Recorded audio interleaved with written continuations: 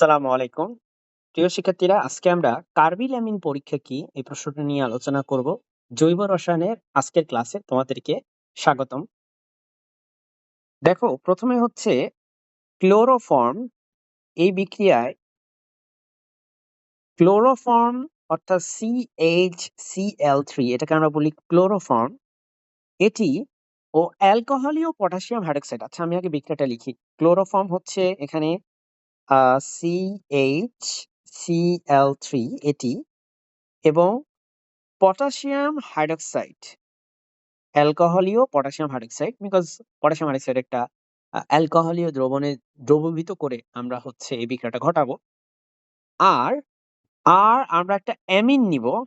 Amine মানে হচ্ছে NH মূলক থাকবে NH2। এটা হচ্ছে 1 ডিগ্রি অ্যামিন।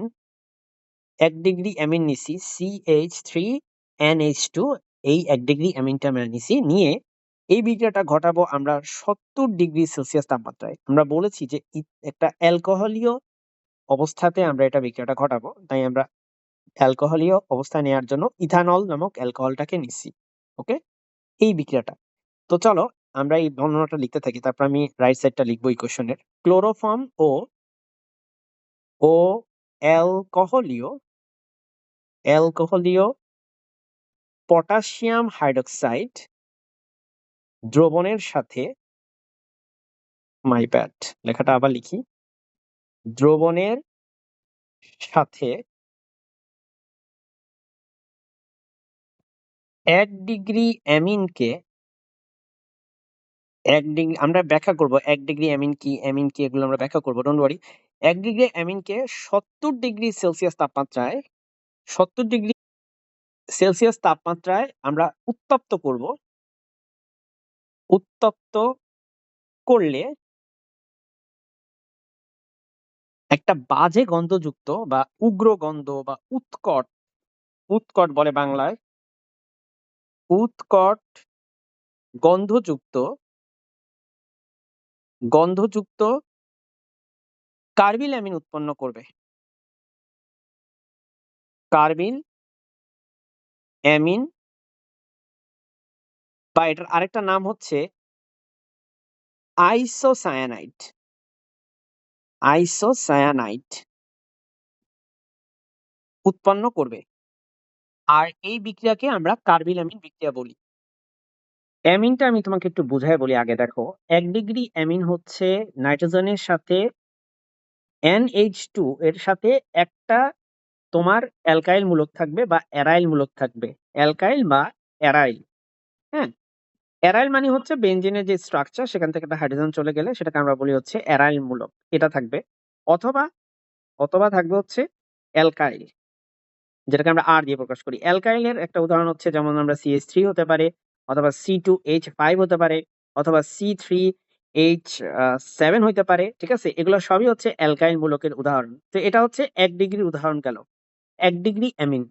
2 ডিগ্রি অ্যামিনে যেটা হয়, এখানে একটা হাইড্রোজেন কমে যাবে, কমে গিয়ে সেই হাতে আরো একটা CH3 চলে আসবে, নাইট্রোজেনের আরেক হাতে। আর 3 ডিগ্রি অ্যামিনের ক্ষেত্রে যেটা হয়, এই হাইড্রোজেনটাও বাদ হয়ে যাবে, এখানে অন্য হাতে আরো একটা ধরো অ্যালকাইল মূলক আসবে। আমি সবগুলোই CH3 লিখছি, বাট বাধ্যতামূলক না এটা CH3 হইতে হবে। এটা তোমার অন্য কিছু হইতে পারে। লেটস সে এটা হইতে পারে C2H5 হইতে পারে।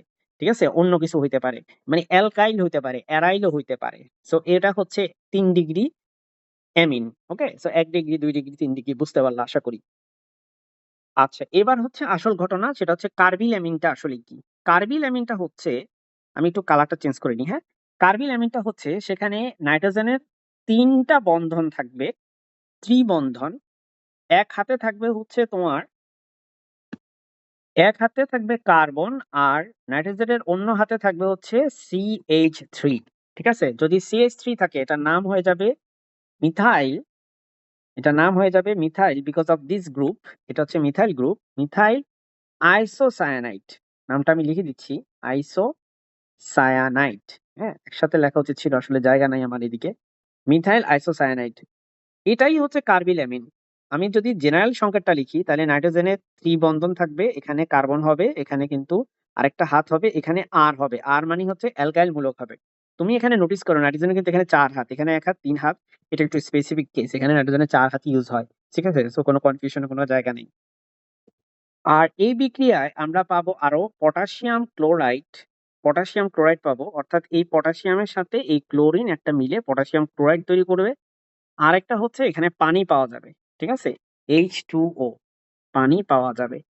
সো এই হচ্ছে আমাদের পুরো বিক্রিয়াটা। আশা করি তোমরা পরীক্ষায় আসলে এটা লিখতে পারবা। এটাই হচ্ছে টারবিলামিন বিক্রিয়া। সো মিথাইল আইসোসায়ানাইডটা লিখে দিবা। সবকিছু আমি ব্যাখ্যা করছি এখানে। আসসালামু আলাইকুম।